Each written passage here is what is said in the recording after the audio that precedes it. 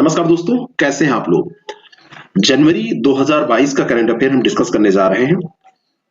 पूरे महीने के करंट अफेयर में 150 प्रश्नों का डिस्कशन हम करेंगे और इस डिस्कशन में उन सभी महत्वपूर्ण प्रश्नों को कवर कर लेंगे जो आगामी किसी भी परीक्षा के लिए महत्वपूर्ण है। उत्तर प्रदेश लोक सेवा आयोग की कोई भी परीक्षा, बिहार लोक सेवा आयोग की कोई भी परीक्षा, उत्तराखंड लोक सेवा आयोग की कोई भी परीक्षा हो या फिर अन्य किसी आयोग जहां पर करंट अफेयर पूछा जाता है, उनकी परीक्षाओं के लिए ये बहुत ज्यादा इंपॉर्टेंट है। मैं ओम पांडे, आपका गाइड, आपका दोस्त। चलिए शुरू करते हैं इन प्रश्नों को। अगर आपको ये पसंद आएगा तो लोगों को जरूर शेयर कीजिएगा, जिससे कि उनकी भी तैयारी में ये हेल्पफुल हो। और इन प्रश्नों के साथ में हम डिटेल इंफॉर्मेशन भी देखेंगे जितनी आवश्यक होगी, जिससे कि आपके उसके इर्द गिर्द कोई भी प्रश्न ना छूटे जो पूछे जाने योग्य है। चलिए शुरू करते हैं और लेते हैं पहला प्रश्न।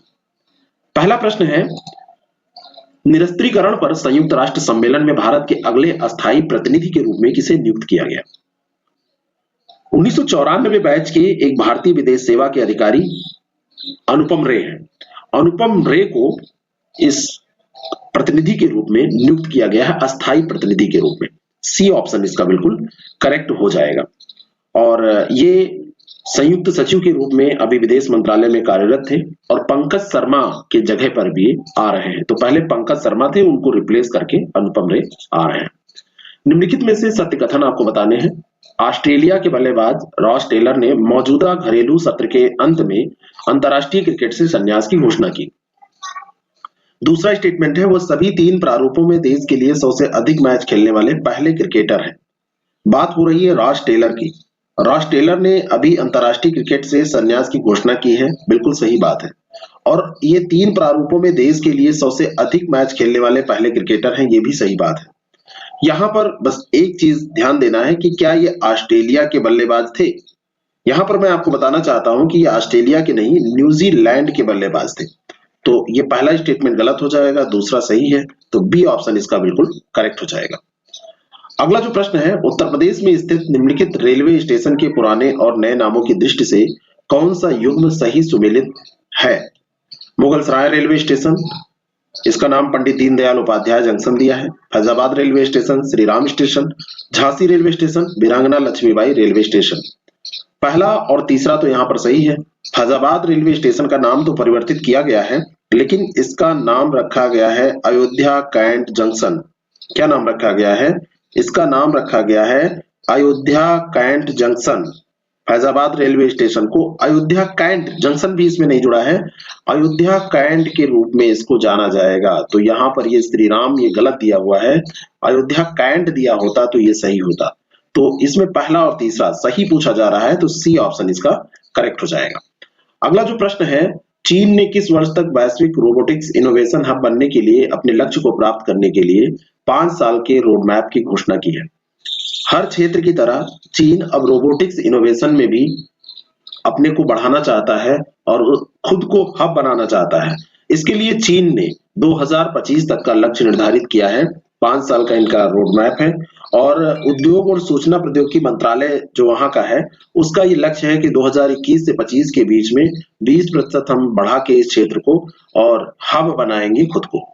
रक्षा अनुसंधान और विकास संगठन की स्थापना कब हुई थी? डीआरडीओ का नाम आपने सुना है ना, defence research and development organisation, जिसको डीआरडीओ के नाम से जाना जाता है। इसकी स्थापना कब हुई थी? इसका अभी 64वां स्थापना दिवस मनाया गया और 64वां स्थापना दिवस मनाया गया 1 जनवरी को। यानी कि इसकी जो स्थापना हुई थी वो 1 जनवरी 1958 को हुई थी। स्वतंत्रता के 10-11 साल बाद, 11 साल बाद इसकी स्थापना हुई थी 1958 में। डीआरडीओ जो है दिल्ली में इसका मुख्यालय है। इसके अध्यक्ष पूछे जा सकते हैं आपसे, तो ये हैं जी सतीश रेड्डी। इनका नाम भी याद रखिएगा, जी सतीश रेड्डी। ठीक है। अगला प्रश्न है, दुनिया में सबसे बड़ा मेट्रो नेटवर्क वाला शहर संघाई है। मेट्रो नेटवर्क, जैसे मेट्रो जहां जहां चलती हैं उन नेटवर्क की बात हो रही है, तो सबसे बड़ा शहर संघाई है। बिल्कुल सही बात है। संघाई में अभी और 2 मेट्रो लाइनों का निर्माण हुआ और 831 किलोमीटर का यहाँ पर नेटवर्क ये पहुंच गया है। 831 किलोमीटर बहुत ज्यादा होता है। और मेट्रो रेलवे कोलकाता भारत की पहली भूमिगत मेट्रो रेलवे है। 72 की बात है जब भारत में मेट्रो लाइन का काम स्टार्ट हुआ था और 24 अक्टूबर 1984 को बनकर सबसे पहले तैयार हुई थी। कोलकाता में इसका निर्माण हुआ था, तो दोनों यहाँ पर सही है। सी ऑप्शन इसका बिल्कुल करेक्ट हो जाएगा। मुंबई प्रेस क्लब द्वारा 2020 के लिए जर्नलिस्ट ऑफ द ईयर के रूप में किसे सम्मानित किया गया? अफगानिस्तान में एक असाइनमेंट के दौरान एक पत्रकार थे, फोटो जर्नलिस्ट थे, जिनकी मृत्यु हो गई थी। उनका नाम था दानिश सिद्दीकी। तो दानिश सिद्दीकी को सम्मानित किया गया है मुंबई प्रेस क्लब के द्वारा 2020 के लिए जर्नलिस्ट ऑफ द ईयर पुरस्कार के लिए। अगला जो प्रश्न है, बीमा नियामक, भारतीय बीमा नियामक और विकास प्राधिकरण जो इसका नियमन करता है, नियामक है, उसने घरेलू प्रणालीगत रूप से महत्वपूर्ण बीमाकर्ताओं में किसे शामिल नहीं किया है, यानी इनमें से 3 को शामिल किया है। तो LIC, GIC री, न्यू इंडिया, इनको शामिल किया गया है। HDFC को इसमें शामिल नहीं किया है। डी ऑप्शन इसका बिल्कुल करेक्ट है। वैसे HDFC बहुत अच्छा बैंक है और इस समय जितने भी पुरस्कार मिले हैं उनमें प्राइवेट बैंक्स में, और इसको सम्मानित किया गया है, कई पुरस्कारों से सम्मानित किया गया है, लेकिन इससे इसका कोई मतलब नहीं है। कोच्चि जल मेट्रो के लिए बैटरी से चलने वाली इलेक्ट्रिक नाव का निर्माण किसके द्वारा किया गया? ऐसी नाव है जो इलेक्ट्रिक है, बैटरी से चलेगी, और ये बनाया है कोच्चि जल मेट्रो परियोजना के लिए, जो परियोजना केरल में चल रही है उसके लिए बनाया है कोचीन शिपयार्ड ने। ए ऑप्शन इसका बिल्कुल करेक्ट हो जाएगा। 747 करोड़ रुपए की ये कोच्चि मेट्रो परियोजना है, जल परियोजना, यहाँ पे मेट्रो में चलाई जाएगी जल में, तो उसी के लिए बनाया गया है। अगला जो प्रश्न है, उत्तर प्रदेश में अवस्थित मेजर ध्यानचंद स्पोर्ट्स यूनिवर्सिटी के संबंध में कौन सा विकल्प सही नहीं है? 4 विकल्प दिए हैं, एक कोई गलत है। नरेंद्र मोदी जी ने इसकी आधारशिला रखी, 700 करोड़ रुपए की लागत अनुमानित है, 540 महिला 540 पुरुष खिलाड़ियों सहित 180 खिलाड़ियों के प्रशिक्षण की व्यवस्था है। अगला देखिए, ये विश्वविद्यालय लखनऊ नहीं, ये मेरठ में स्थापित होगा। कहां पर? मेरठ में। तो यही गलत है, डी ऑप्शन इसका बिल्कुल करेक्ट हो जाएगा। अगला जो प्रश्न है, विश्व ब्रेल दिवस किस तिथि को मनाया जाता है? क्या आप ब्रेल के बारे में जानते हैं? ब्रेल लिप है। ब्रेल लिपि का आविष्कार लुइस ब्रेल ने किया था। जो लोग दिव्यांग हैं, खास करके जो जिनको दिखाई नहीं देता है, जो आंखों से विकलांग हैं, दिव्यांग हैं, उनके लिए लुई ब्रेल ने एक उभरे हुए अक्षरों, संख्या, अक्षर, यहाँ तक कि संगीत, गणितीय, वैज्ञानिक प्रतीक, उन सब का निर्माण किया, जिससे स्पर्श करके वो जान सके। और ये जो ब्रेल थे, ये फ्रांस के रहने वाले थे।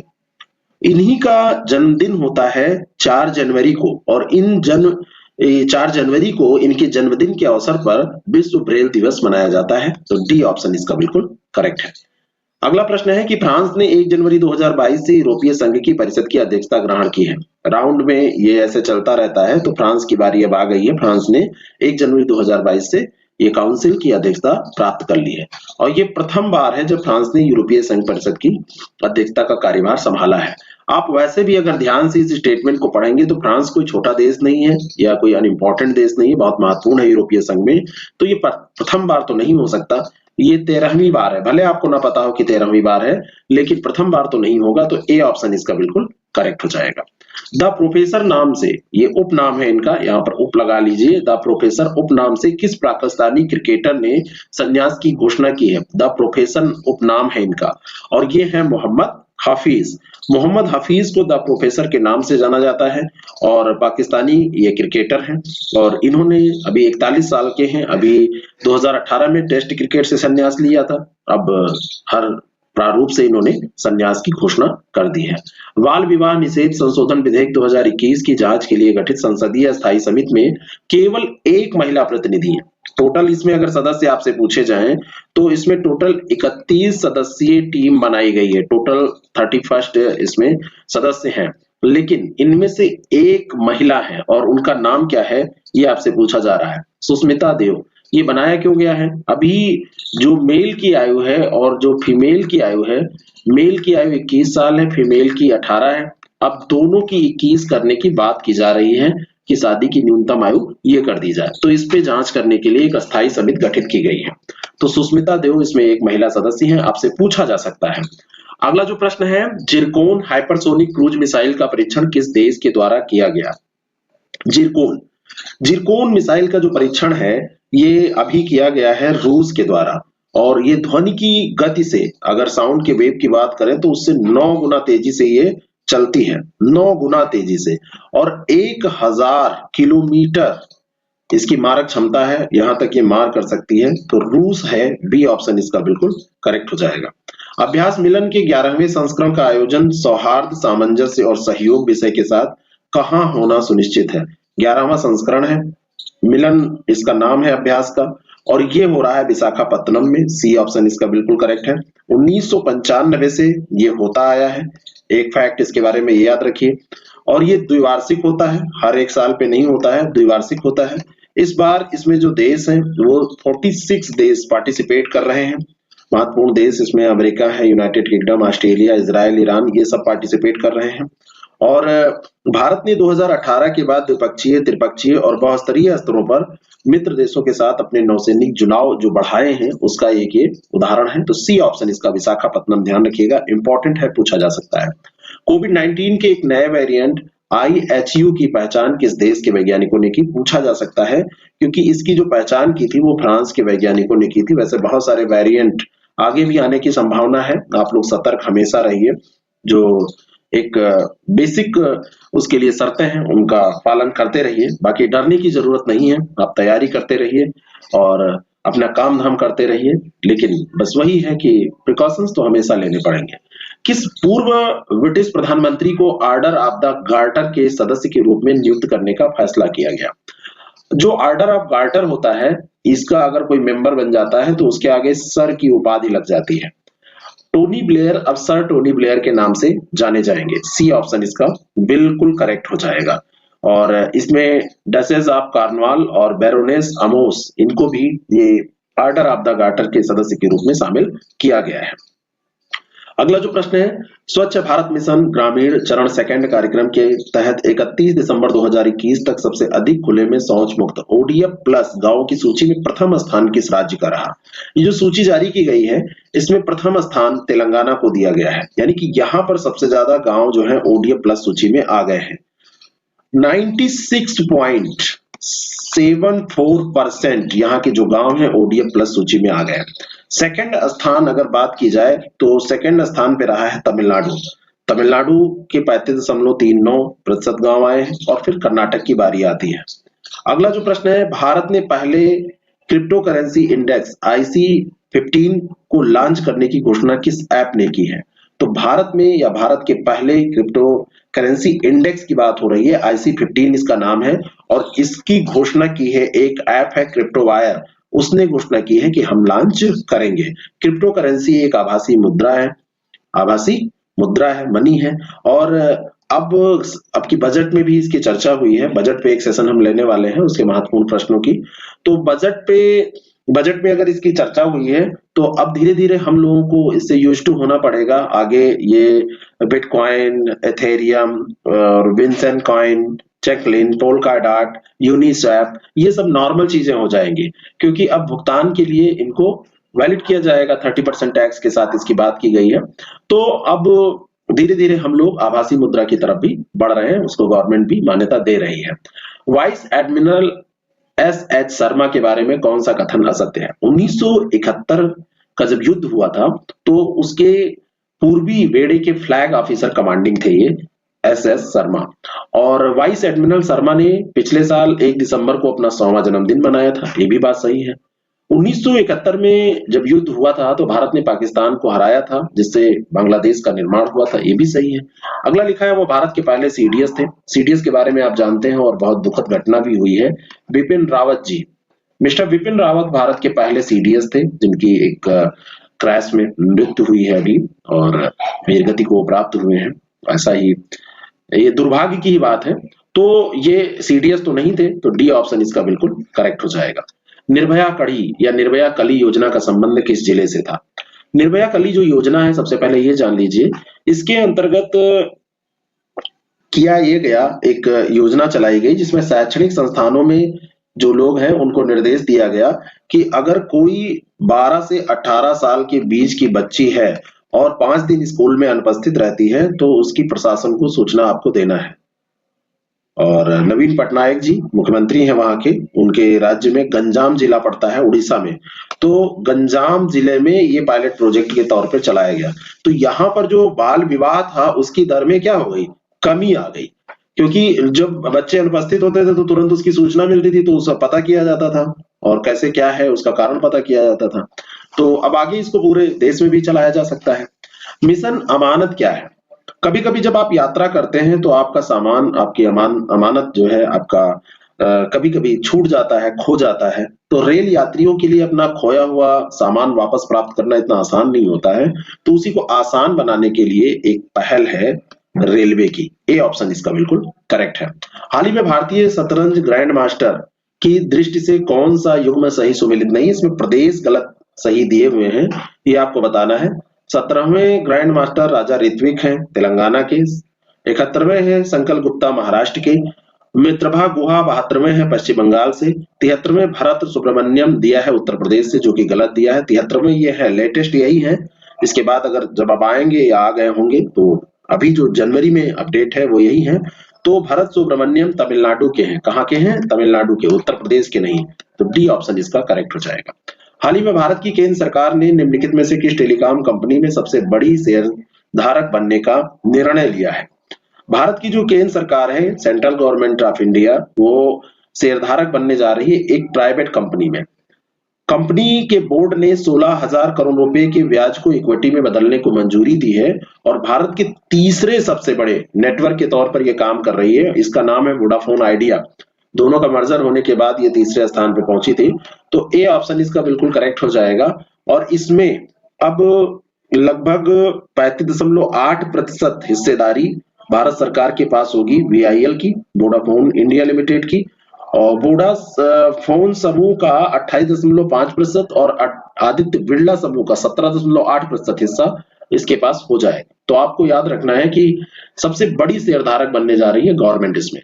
भारत की सबसे उम्र दराज मादा सुस्त भालू गुलाबों का वन विहार राष्ट्रीय उद्यान, ये वन विहार राष्ट्रीय उद्यान और चिड़ियाघर है ये, तो इसमें निधन हुआ है। अब ये वन विहार राष्ट्रीय उद्यान कहाँ पर स्थित है?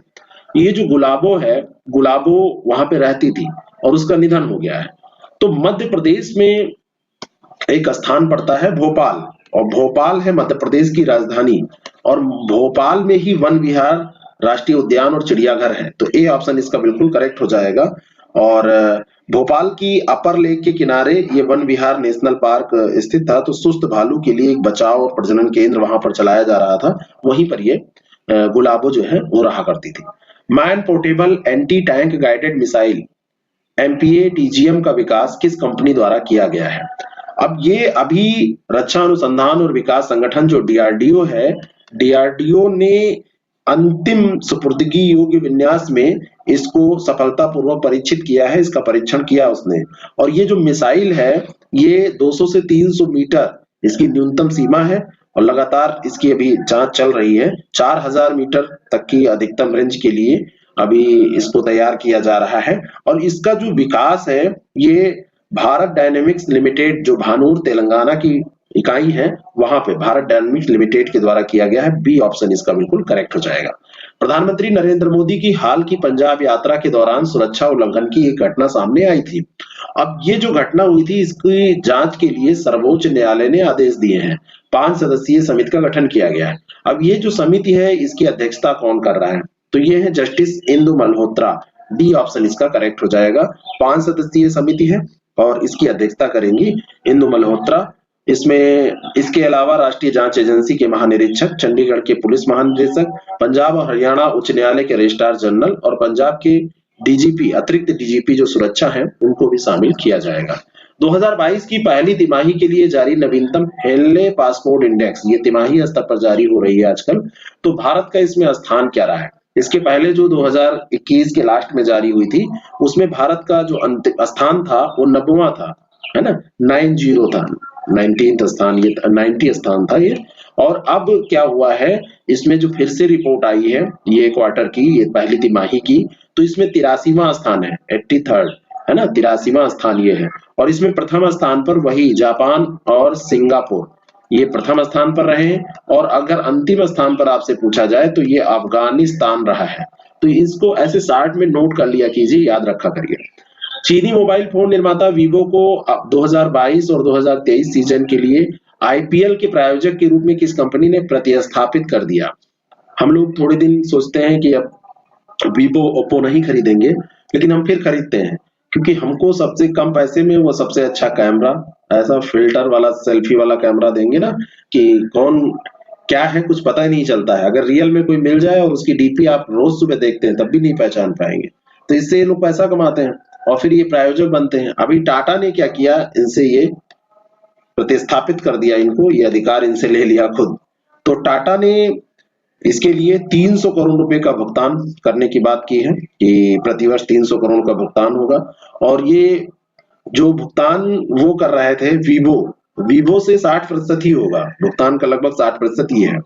टाटा भारत का बड़ा समूह है। 1868 में मुंबई में इसकी स्थापना हुई थी, मुख्यालय भी इसका मुंबई में ही है और जमशेद जी टाटा ने इसकी स्थापना की थी। और वर्तमान में देखा जाए टाटा सन्स में बोर्ड के अध्यक्ष जो है वो नटराजन चंद्रशेखर है। अली खान इस्माइलोव को किस देश के नए प्रधानमंत्री के रूप में नियुक्त किया गया है? तो ये है कजाकिस्तान के प्रधानमंत्री। बी ऑप्शन इसका बिल्कुल करेक्ट हो जाएगा। नए प्रधानमंत्री ये बने हैं। 11 जनवरी 2022 को इनको नामित किया गया है और 2018 से 2020 तक वित्त मंत्री भी वहां के रह चुके हैं। कजाकिस्तान की अगर राजधानी कभी आपसे पूछ ली जाए तो क्या आप बताएंगे? नूर सुल्तान यहाँ की राजधानी है। अब जरा बताइएगा कजाकिस्तान की जो वहां पे मुद्रा क्या चलती है, करेंसी क्या है? तो करेंसी आप बताएंगे कमेंट करके, वहां की करेंसी क्या है ये आपको बताना है। भारत कौशल 2021 राष्ट्रीय प्रतियोगिता में किस राज्य को शीर्ष स्थान प्राप्त हुआ? ये भारत कौशल प्रतियोगिता हुई और इसमें इंडिया स्किल प्रतियोगिता 2021, इसमें कौन सा राज्य था जिसने शीर्ष स्थान प्राप्त किया? उड़ीसा। सी ऑप्शन इसका बिल्कुल करेक्ट हो जाएगा। ठीक है, उड़ीसा ने इसमें प्रथम स्थान प्राप्त किया है और दूसरे स्थान पर यहाँ पर ये सेकंड पोजीशन रही है महाराष्ट्र की। ठीक है, और तीसरे स्थान पर केरल रहा है। उत्तर प्रदेश का इसमें स्थान शुरुआती उसमें नहीं रहा है। अगला जो प्रश्न है, भारत का पहला हेली हब कहाँ स्थापित करने का निर्णय लिया गया है? हेली हब है और ये जो हेली हब होगा यहाँ पर क्या होगा, यहाँ पर हेलीकॉप्टरों के लिए एक स्थान पर सारी सुविधाएं उपलब्ध कराई जाएंगी और ये वहां से जैसे कोई भी उसमें समस्या आ गई, मरम्मत होना है, हैंगर, हेलीपोर्ट सब कुछ वहां पर होगा। और ये गुरुग्राम पड़ता है हरियाणा में, एनसीआर रीजन जो है दिल्ली का, तो हरियाणा में ये पड़ता है। तो हरियाणा के डिप्टी सीएम दुष्यंत चौटाला है, उन्होंने घोषणा की कि गुरुग्राम को सभी विमानन सुविधाओं के साथ भारत का पहला हेली हब हम देने जा रहे हैं। अब देने वो क्या जा रहे हैं, कोई जेब से निकाल के नहीं देंगे, लेकिन अब घोषणाएं तो नेताजी लोग ही करते हैं। भारतीय ऐतिहासिक अनुसंधान परिषद आईसीएचआर के अध्यक्ष के रूप में किसे नियुक्त किया गया? आईसीएचआर जो है ये 1972 में इसकी स्थापना हुई थी। 1972 में इसकी स्थापना और न्यू दिल्ली में इसका मुख्यालय है।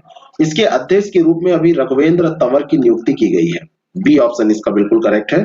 और इसका लक्ष्य क्या है? ऐतिहासिक अनुसंधान को बढ़ावा देना, है ना, ऐतिहासिक अनुसंधान को बढ़ावा देना, एक दिशा उसकी देख के दशा और एक नया दिशा उसको प्रदान करना।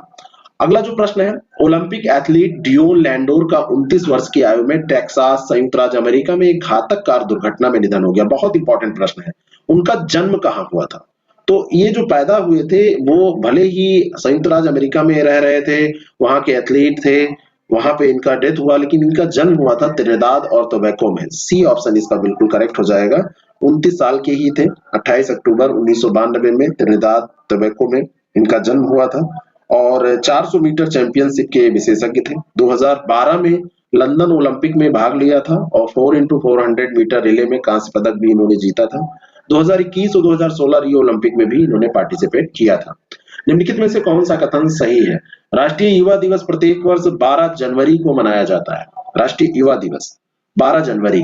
अगला है 25वें राष्ट्रीय युवा महोत्सव का आयोजन पुदुचेरी में किया गया। स्थान याद रखना बहुत ही ज्यादा इंपॉर्टेंट है, पुदुचेरी। अगला है प्रधानमंत्री नरेंद्र मोदी ने 25वें राष्ट्रीय युवा महोत्सव आभासी रूप से एक एमएसएमई प्रौद्योगिकी केंद्र का उद्घाटन किया। महोत्सव में ऐसा किया इन्होंने। तीनों बातें यहाँ पर सही है। डी ऑप्शन इसका बिल्कुल करेक्ट हो जाएगा। 12 जनवरी को ये मनाया जाता है, 25वां है ये। यानी कि इसकी शुरुआत कब हुई थी जरा बताइएगा, स्टार्टिंग कब हुई थी मनाए जाने की, इसकी स्टार्टिंग बताना। दक्षिण कोरिया की सबसे बड़ी इस्पात निर्माता पोस्को ने भारत में किस समूह के साथ एक गैर बाध्यकारी समझौता ज्ञापन पर हस्ताक्षर किए हैं? पोस्को कई बार पूछी गई है कि ये क्या करती है, तो ये इस्पात निर्माता है। दूसरा प्रश्न बना है कहाँ की है, दक्षिण कोरिया की है। भारत में किसके साथ, तो अडानी के साथ इसने समझौता किया है। अडानी अडानी के साथ एक गैर बाध्यकारी ज्ञापन जो मेमोरेंडम ऑफ अंडरस्टैंडिंग होता है उस पर इन्होंने हस्ताक्षर किया है। और मुंद्रा गुजरात में एक हरित पर्यावरण के अनुकूल एकीकृत स्टील मिल की स्थापना उसमें इसके अंतर्गत की जाएगी। तो ये आपको ध्यान में रखना है।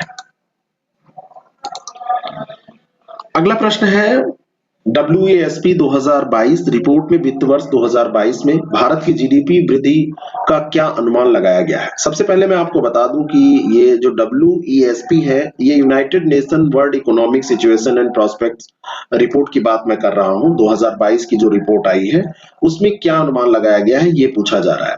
तो 2022 की जो ये रिपोर्ट है इसमें वृद्धि का अनुमान लगाया गया है 6.5%। और ये क्योंकि यूनाइटेड नेशंस की रिपोर्ट है इसलिए इंपॉर्टेंट है। पहले ये 8.4% रहने का अनुमान लगाया गया था, बाद में इसको हटा दिया गया है। तो सी ऑप्शन इसका ध्यान रखना है आपको। निम्नलिखित में से कौन सा एक कथन सही नहीं है? इसरो के नए अध्यक्ष डॉक्टर एस सोमनाथ नियुक्त किए गए हैं। डॉक्टर एस सोमनाथ नए अध्यक्ष हैं इसरो के। डॉक्टर एस सोमनाथ के सिवान का स्थान ग्रहण करेंगे। दोनों बातें ये सही हैं। इसरो की स्थापना 26 जनवरी 1969 में की गई थी। 1969 बिल्कुल सही है, लेकिन ध्यान दीजिएगा डेट भी यहाँ पर। और इसरो का मुख्यालय बेंगलुरु कर्नाटक में है। ये 1969 में तो हुई थी, लेकिन ये 15 अगस्त को हुई थी, ना कि 26 जनवरी को। तो सी ऑप्शन इसका करेक्ट हो जाएगा, क्योंकि यही एक गलत है, बाकी सब सही है। 15 अगस्त 1969 को बेंगलुरु कर्नाटक में इसका मुख्यालय है, वहां पर इसकी स्थापना की गई थी। और सोमनाथ जी इसके अभी अध्यक्ष बने हैं। केरल विश्वविद्यालय से मैकेनिकल इंजीनियरिंग में स्नातक की उपाधि इन्होंने हासिल की है। और ये भारतीय विज्ञान संस्थान बेंगलुरु में एरोस्पेस इंजीनियरिंग में स्नातकोत्तर इन्होंने किया है। आनुवंशिक रूप से संशोधित सुअर से हृदय प्रत्यारोपण प्राप्त करने वाले दुनिया के पहले व्यक्ति कौन है, जिनके अंदर अब सुअर का दिल धड़केगा? दुख दुख दुख दुख सुअर का होगा दिल। और इनका नाम क्या है ये आपसे पूछा जा रहा है। इनका नाम है डेविड वैनेट। ये एक अमेरिकी नागरिक है, अमेरिकी व्यक्ति हैं। डेविड वैनेट आनुवंशिक रूप से संशोधित सुअर के हृदय का प्रत्यारोपण प्राप्त करने वाले दुनिया के पहले व्यक्ति बने हैं। 57 साल की इनकी उम्र है। सुअर और मानव के जो अंग हैं उनमें काफी समरूपता मिलती है। अंग प्रत्यारोपण इसी कारण से सुअरों का तेजी से बढ़ रहा है, क्योंकि शारीरिक रूप से उनकी जो बनावट है वो मनुष्यों के अंगों के समान है। इंडोमिटेबल ये working women notes on life work and leadership निम्नलिखित में से किसकी आत्मकथा है? अरुंधति भट्टाचार्य का नाम आपने सुना होगा। ये भारतीय स्टेट बैंक की पहली महिला अध्यक्ष और भारतीय बैंकर हैं, जिन्होंने इसको लिखा है। ये उनकी क्या है? ये उनकी आत्मकथा है अरुंधति भट्टाचार्य की। ठीक है, तो अरुंधति भट्टाचार्य का नाम याद रखिएगा, क्योंकि SBI की ये हेड वुमेन रह चुकी हैं, मतलब अध्यक्ष रह चुकी हैं और पहली महिला थी, इसलिए ये किताब आपसे पूछी जा सकती है। ए ऑप्शन इस प्रश्न का बिल्कुल करेक्ट है। अगला जो प्रश्न है, विराट कोहली के बारे में निम्नलिखित में से कौन सा कथन सही है? विराट कोहली ने क्योंकि अभी क्या किया है, कप्तान पद से इस्तीफा दिया है, इस कारण से प्रश्न बन सकता है कि पहली बार इन्होंने कब राष्ट्रीय टीम का नेतृत्व किया, तो 2014 में किया था। अगला है कि उन्होंने भारतीय राष्ट्रीय क्रिकेट टीम के टेस्ट कप्तान के पद से इस्तीफा दे दिया है, सही है। बाएं हाथ के मध्यम क्रम के बल्लेबाज हैं, ये गलत है क्योंकि ये दाएं हाथ के हैं। तो ऐसे ही आपको पहचानना है, ए ऑप्शन इसका बिल्कुल करेक्ट है। अगला जो प्रश्न है, विश्व बैंक समूह और उपभोक्ता प्रौद्योगिकी संघ का वैश्विक महिला स्वास्थ्य टेक पुरस्कार निम्नलिखित में से किस स्टार्टअप को प्रदान किया गया है? ये जो स्टार्टअप है उसका नाम तो हम देखेंगे ही। ये उनको दिया जाता है ये पुरस्कार जो महिलाओं के स्वास्थ्य और सुरक्षा में सुधार के लिए काम करते हैं। तो ये दोनों जो स्टार्टअप हैं, नीरामाई हेल्थ एनालिटिक्स और एनेकल, तो इनको दोनों को दिया गया है। तो डी ऑप्शन इसका बिल्कुल करेक्ट हो जाएगा। जोस डेनियल ओर्टेगा सावेर्दा ने किस देश के राष्ट्रपति पद की शपथ ली है? किस देश के राष्ट्रपति पद की शपथ ली है? तो ये निकारागुआ के राष्ट्रपति अभी बने हैं। इंपॉर्टेंट यहाँ पर ये हो सकता है कि निकारागुआ की स्थिति आप देखिए, जब आप मध्य अमेरिकी देशों में जाएंगे तो वहां पर आपको ये मिलेगी, और इसकी राजधानी जो है ये क्या है, मानागुआ। निकारागुआ की राजधानी है मानागुआ, और यहाँ की जो मुद्रा है वो है कार्डोबा। कौन सी मुद्रा है, कार्डोबा। और ये जो ओर्टेगा सावेद्रा हैं, ये यहाँ के राष्ट्रपति बन गए हैं। भारत में ब्रह्मोस सौर आधारित क्रूज मिसाइल सिस्टम को खरीदने वाला, भारत देखिए अब बेचने लगा है, तो इसको खरीदने वाला पहला देश कौन सा है, तो भारत से खरीदने वाला पहला देश है फिलीपींस। बी ऑप्शन इसका बिल्कुल करेक्ट है। राजधानी कौन क्या है फिलीपींस की, तो फिलीपींस की राजधानी है मनीला। मनीला मत कीजिएगा, मनीला कीजिएगा। तो मनीला इसकी राजधानी है, ये ध्यान रखना, और ये बी ऑप्शन इसका बिल्कुल करेक्ट हो जाएगा। 15 जनवरी 2022 को भारत में कौन सा सेना दिवस मनाया गया, 2022 को मनाया गया है, और 15 जनवरी डेट याद रखिएगा। आपसे अगर पूछ लिया जाए कि सेना दिवस किस तिथि को मनाया जाता है, 15 जनवरी को 2022 को भारत में कौन सा सेना दिवस मनाया गया, तो ये बनाया गया है 74वां। इंपॉर्टेंट क्वेश्चन है, ध्यान रखना, बी ऑप्शन इसका बिल्कुल करेक्ट हो जाएगा। 74वां सेना दिवस ये मनाया गया है। और ये जो जब जनरल बाद में फील्ड मार्शल के एम करियप्पा जो थे 1949 में अंतिम British commander in chief general sir SRR butcher जो थे, उनसे इन्होंने कमान संभाली थी, तो स्वतंत्रता के बाद भारतीय सेना के पहले कमांडर इन चीफ बने थे, तो उसी दिवस के तौर पे इसको मनाया जाता है। खादी के कपड़े से बना दुनिया का सबसे बड़ा राष्ट्रीय ध्वज, जिसे भारत पाकिस्तान सीमा पर लोंगेवाला में प्रदर्शित किया गया, और इसकी जो लंबाई और चौड़ाई है उसका अनुपात आपसे पूछा जा रहा है। खादी से बना हुआ है, और इसकी जो लंबाई चौड़ाई है वो कितनी है, तो 225 फीट लंबा और 125 फीट चौड़ा है, या कितना है, तो 225 फीट लंबा और 150 फीट चौड़ा है। सी ऑप्शन इसका बिल्कुल करेक्ट है, सी 225 फीट लंबा और 150 फीट चौड़ा।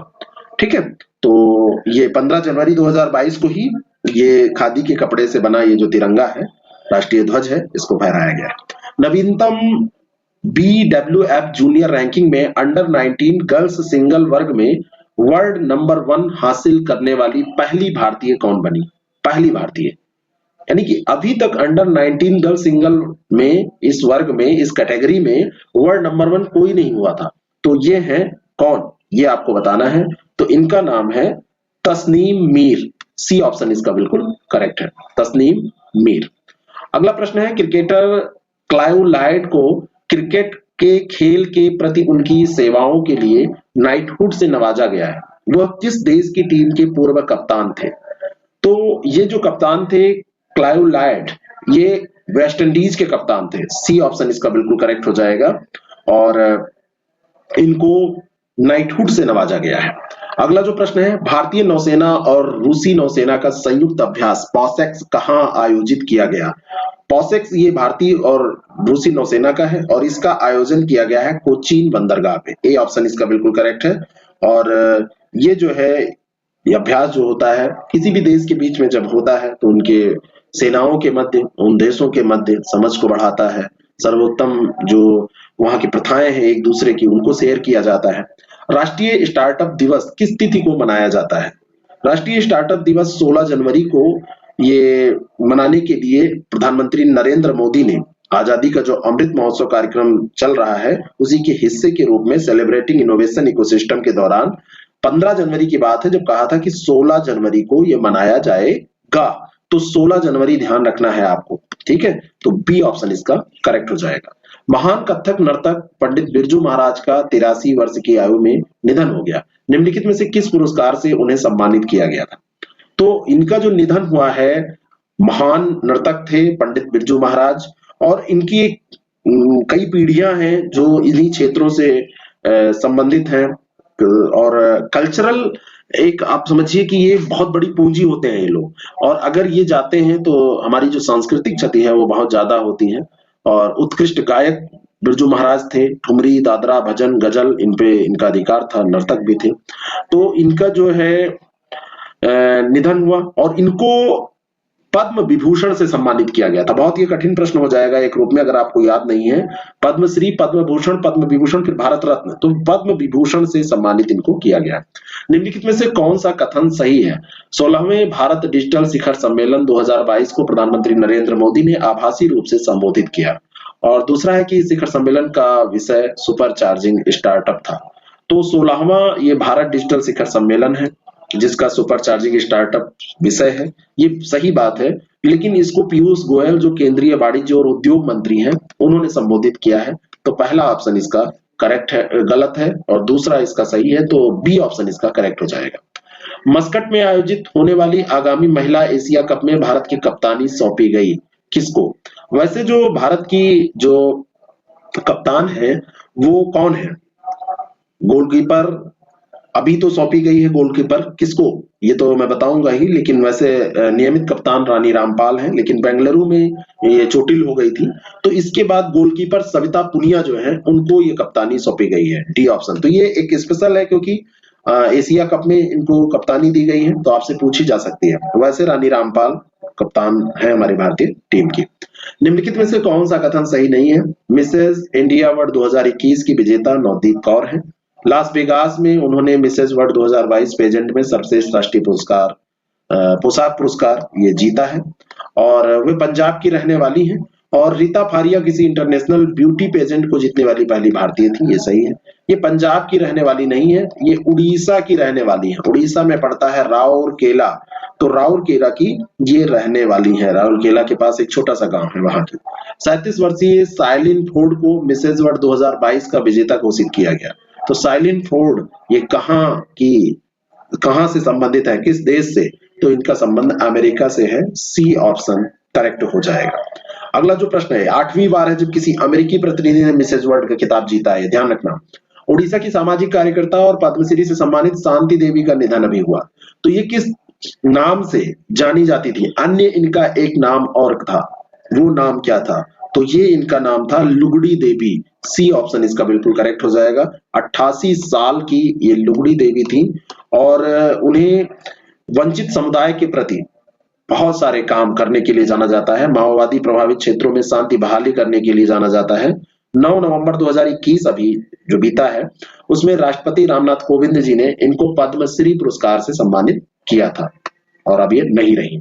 नेशनल स्टार्टअप अवार्ड 2021 के अंतर्गत किस राज्य को सबसे अधिक पुरस्कार दिए गए? स्टार्टअप अवार्ड है। स्टार्टअप अवार्ड किसको मिलेगा? उत्तर प्रदेश को? नहीं, कर्नाटक, महाराष्ट्र, गुजरात। कर्नाटक की सबसे ज्यादा संभावना है, बी ऑप्शन इसका बिल्कुल करेक्ट हो जाएगा। अगर आपको एक प्रश्न नहीं याद है तब भी आप इसको कर सकते हैं, क्योंकि आप हमारे यहाँ की सिलिकॉन वैली कहाँ है, इस पे ध्यान दीजिए। अगला जो प्रश्न है, निम्नलिखित कथनों पर विचार कीजिए। दावोस एजेंडा 2022 शिखर सम्मेलन डिजिटल रूप से आयोजित किया गया था। क्या ये डिजिटली हुआ है? डिजिटली हो रहे हैं, लेकिन कभी कभी बीच में कोई रियल में अगर हो जाए तो ध्यान रखना है। दुनिया का राज्य इसका थीम था, इसका विषय था। और विश्व आर्थिक मंच की स्थापना जो ये है वो 1971 में की गई थी, है ना। वर्ल्ड इकोनॉमिक फोरम की बात है, एक अलग से स्टेटमेंट दिया गया है। तो ये भी बात बिल्कुल सही है, 1 2 3 तीनों सही है। डी ऑप्शन इसका बिल्कुल करेक्ट हो जाएगा, 1 2 3 सभी सही है। लावड़ी क्या है? व्हाट इज लावड़ी? और आपको मैं बताना चाहता हूं कि इसके जो WEF है, WEF 1971 में स्थापित हुआ। कोलोगनी स्थान पड़ता है, कोलोगनी, अगर आप इसको हिंदी में लिखेंगे तो ऐसे लिखेंगे, ये पड़ता है स्विट्जरलैंड में, वहां पर इसका मुख्यालय है। और इस समय संस्थापक और कार्यकारी अध्यक्ष की अगर बात की जाए तो क्लास श्वाब है इसके। 1971 में इसकी स्थापना हुई थी। लावड़ी क्या है? महाराष्ट्र में एक संगीत की शैली है या केरल का नृत्य है या क्या है? तो अभी क्या हुआ है, ये महाराष्ट्र के लावड़ी कलाकार फुलबारी तालुका के सुमित भाले हैं। तो उन्होंने दुबई में अंतर्राष्ट्रीय लोक कला महोत्सव में गोल्ड जीता है। सुमित भाले का नाम याद रखिएगा, सुमित भाले। तो इन्होंने गोल्ड जीता कहां पर? दुबई में अंतर्राष्ट्रीय लोक कला महोत्सव में। तो ये महाराष्ट्र में एक संगीत की शैली है, ए ऑप्शन इसका बिल्कुल करेक्ट है। ऑक्सफैम इंडिया की रिपोर्ट के अनुसार वर्ष 2021 के दौरान भारतीय अरबपतियों की संख्या 102 से बढ़कर कितनी हो गई? अभी तक 102 अरबपति थे, 2021 की रिपोर्ट आई तो अरबपतियों की संख्या बढ़ के 142 हो गई। ठीक है, तो ये सी ऑप्शन इसका बिल्कुल करेक्ट हो जाएगा। और भारत में शीर्ष 10 लोगों के पास 57% संपत्ति है। ये बहुत बड़ी विभिन्नता है भारत में। और कोविड 19 महामारी भी चल रही है, लोग गरीब भी हो रहे हैं, लेकिन भारत में अरबपतियों की संख्या भी बढ़ रही है, क्योंकि अवसर हर अवसर पे एक अवसर होता है, हर कंडीशन में, हर परिस्थितियों में एक अवसर होता है। तो जिनके अनुकूल वो है उनको लाभ मिल रहा है। देश की कोविड टीकाकरण कार्यक्रम में 1 वर्ष पूरा होने पर किस तिथि को डाक टिकट जारी किया गया, यानी कि किस तिथि को 1 साल पूरा हुआ, दोनों में से कुछ भी आपको याद हो तो 16 जनवरी 2021 को शुरू हुआ था और 22 में 1 साल पूरा होने पे डाक टिकट जारी किया गया है। और इस बीच में 1 साल में लगभग 156 करोड़ लोगों को टीका लगा दिया गया है कोविड का। धीरे धीरे हर दिन संख्या बढ़ ही रही है। तौसिकी कैफू का हाल में निधन हो गया, वे क्या थे? तौसिकी कैफू। तो तौसिकी कैफू जो थे ये जापान के पूर्व राष्ट्रपति थे या प्रधानमंत्री? तो ये प्रधानमंत्री थे। बी ऑप्शन इसका बिल्कुल करेक्ट हो जाएगा। 91 साल के थे, बहुत जिंदा रहे। वैसे जापानी ज्यादा जीते भी हैं, छोटे छोटे होते हैं और नेचुरल लाइफ जीना ज्यादा इनको पसंद है, तो नेचर के करीब जो जितना रहेगा उसकी उम्र ज्यादा होगी। 1989 से 91 में पीएम के रूप में इन्होंने काम किया था। फारस की खाड़ी में समुद्री आत्मरक्षा बल भेजने के लिए इनको जाना जाता है और माइन स्वीपिंग ऑपरेशन इनके समय में हुआ था और जापानी सेल्फ डिफेंस फोर्स को खाड़ी क्षेत्र में इन्होंने तैनात किया था। 9वीं महिला राष्ट्रीय आइस हॉकी चैंपियनशिप 2022 का आयोजन कहाँ किया गया? ये कहाँ किया गया? आपको मैं बताना चाहता हूं इस प्रश्न के पहले, एक हमारा कार्यक्रम है जीआईसी लेक्चरर मुख्य परीक्षा जो लोग दे रहे हैं उनके लिए, अगर आप चाहें तो इसको ज्वाइन कर सकते हैं। अगर आप तैयारी करना चाहते हैं, नोट चाहते हैं, डेली प्रैक्टिस करना चाहते हैं, टेस्ट देके कॉपी चेक कराना चाहते हैं, तो साथ में अगर आप आरओ मुख्य परीक्षा की तैयारी कर रहे हैं, समीक्षा अधिकारी, सहायक समीक्षा अधिकारी के लिए आपका प्रीलिम्स पास हुआ है, तो आप हमारे कोर्स को ज्वाइन करके आप अपनी तैयारी को आसान बना सकते हैं। इसके लिए हमको 6307281212 पर कांटेक्ट करें। यूपीपीसीएस 2022 के लिए टेस्ट सीरीज हमारी शुरू होने वाली है और आगे आगामी जो अन्य परीक्षाएं उनके लिए टेस्ट सीरीज अगर आपको ज्वाइन करनी है तो 6307281212 पर अवश्य कांटेक्ट करें, व्हाट्सएप करें, जिससे जानकारी आपको मिल जाए। पीसीएस की टेस्ट सीरीज हम जल्द ही शुरू कर रहे हैं। बहुत व्यापक टेस्ट सीरीज होगी, बहुत सारे टेस्ट होंगे और हमारा जो लक्ष्य होता है प्रैक्टिस कराना, उसमें हम और सुधार के साथ अब उतर रहे हैं। 9वीं राष्ट्रीय महिला आइस हॉकी चैंपियनशिप 2022 का आयोजन कहाँ किया गया? तो ये आयोजन हुआ था लाहौल स्पीति में। दूसरा प्रश्न यहाँ पे पूछा जा सकता है, लाहौल स्पीति हिमाचल प्रदेश में, ये उद्घाटन इसका किया गया है, हिमाचल प्रदेश में लाहौल स्पीति है और पहली बार राष्ट्रीय स्तर पर आइस हॉकी प्रतियोगिता यहाँ पर आयोजित की गई। तो इसमें हिमाचल प्रदेश, तेलंगाना, लद्दाख और आईटीबीपी लद्दाख, चंडीगढ़, ये सब टीमें पार्टिसिपेट की है। पहली स्वायत्त महिला कवयित्री माया एंजेलो को अमेरिका के ट्रेजरी ने कितने मूल्य के अमेरिकी सिक्के पर चित्रित किया है? एक सिक्का लिया और इस सिक्के पर एक तरफ वहां पर बनाया गया एंजेलो को और दूसरी तरफ बनाया गया किसको? George Washington. हेड पक्ष पर जॉर्ज वाशिंगटन को और टेल पक्ष पे एंजेला को बनाया गया और इस सिक्के की जो कीमत है वो 25 सेंट। ए ऑप्शन इसका बिल्कुल करेक्ट हो जाएगा। वहां का ट्रेजरी विभाग जो सिक्के जारी करता है। दक्षिण अफ्रीका ने पूरी तरीके से अफ्रीका महाद्वीप में विकसित अपना पहला उपग्रह किसके सहयोग से लॉन्च किया है? किसके सहयोग से लॉन्च किया है? अभी तक इन्होंने पहला बनाया है, नैनो सैटेलाइट है, छोटा सा सैटेलाइट है और इसको स्पेस एक्स के सहयोग से इन्होंने लॉन्च किया है। डी ऑप्शन इसका बिल्कुल करेक्ट हो जाएगा। अमेरिकी एरोस्पेस कंपनी जो है स्पेस एक्स, उसके ट्रांसपोर्टर 3 मिशन, अभी इसका मिशन रहा है ट्रांसपोर्टर 3। तो ट्रांसपोर्टर 3 मिशन के हिस्से के रूप में स्थानीय रूप से उत्पादित नैनो सैटेलाइट्स इन्होंने लॉन्च किया है अफ्रीका ने।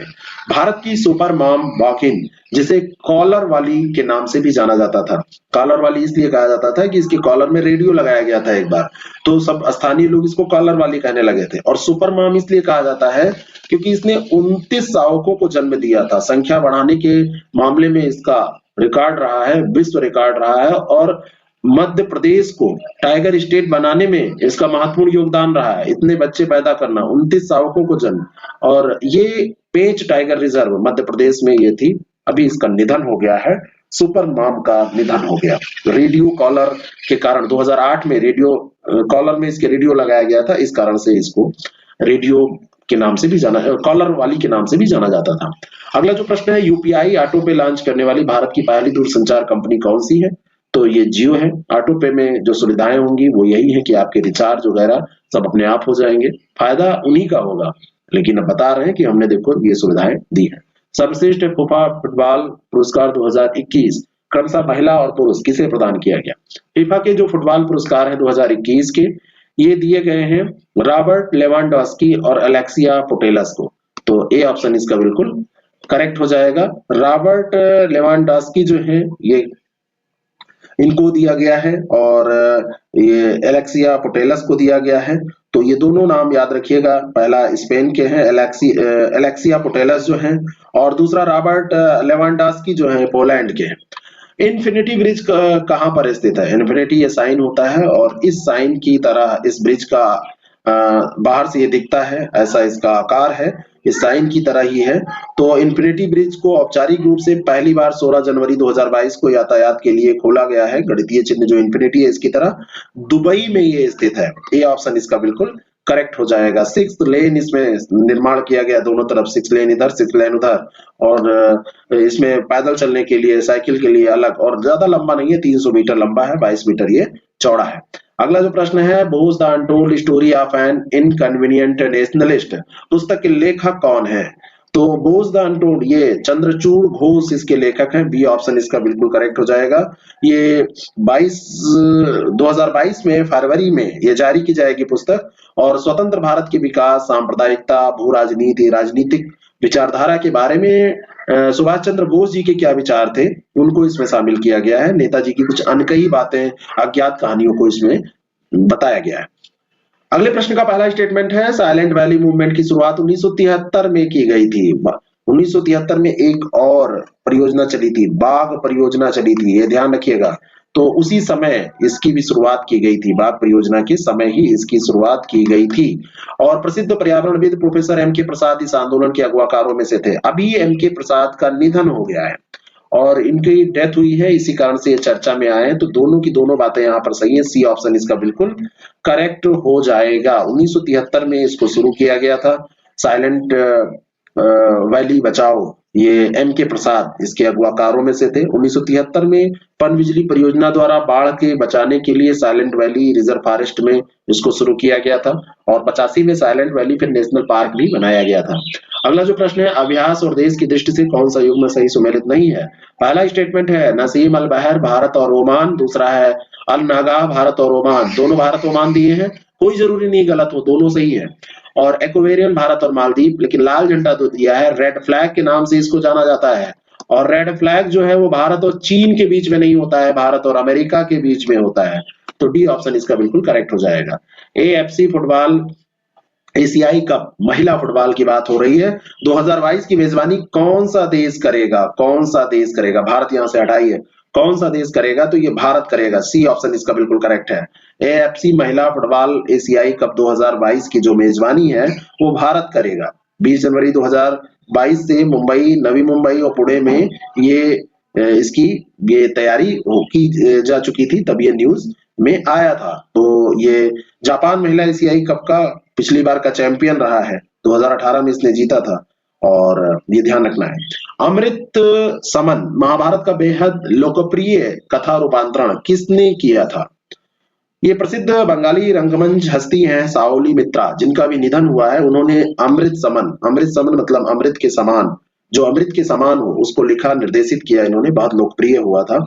ये इनकी अभी डेथ हुई है साओली मित्रा की, इसी कारण से, इनके निधन के कारण ये पूछा जा सकता है। बी ऑप्शन इसका बिल्कुल करेक्ट है। पहले पार्ट के अंतर्गत 75 क्वेश्चन हमने देखे हैं, अगले पार्ट में फिर 75 क्वेश्चन देख के इसको हम कंप्लीट करेंगे। वीडियो बहुत लंबा ना हो इस कारण से इसको हम विराम दे रहे हैं। तो पहला पार्ट आप देखिए, पहले भी एक पार्ट हमने इसका किया था, लेकिन उसमें आवाज सही नहीं आई थी, वॉइस में कुछ प्रॉब्लम हो गई थी, माइक में प्रॉब्लम होने के कारण, तो हमने इसको चेंज किया है। जीआईसी लेक्चरर मुख्य परीक्षा या आरओ मुख्य परीक्षा में अगर आप पार्टिसिपेट कर रहे हैं तो 6307281212 नंबर पर मैसेज करके जानकारी लीजिए, हमारे कोर्स को जरूर ज्वाइन कीजिए। अगर आपको ये वीडियो पसंद आता है तो आप लोगों तक जरूर पहुंचाइए और आप इसको पढ़िए, लोगों को पढ़ाइए, जिससे कि आपकी परीक्षा में जो करंट अफेयर के प्रश्न हैं वो निश्चित तौर पर सही हो। Thank you so much, all the very best.